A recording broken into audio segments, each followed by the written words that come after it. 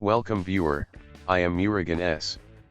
This video tutorial describes, fix K7 antivirus update failed in Windows 7, 8, and 10.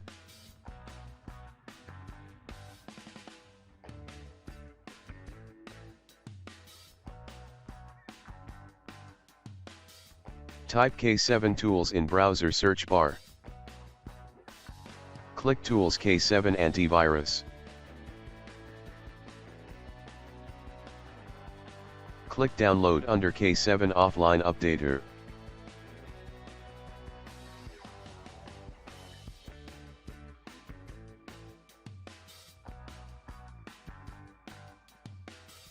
Open downloaded file.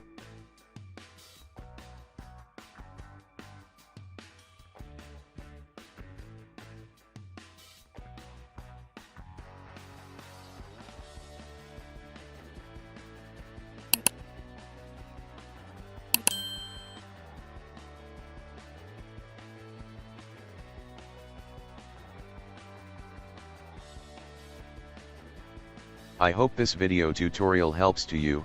Please like, share and don't forget to subscribe my channel. Thank you very much. See you next video.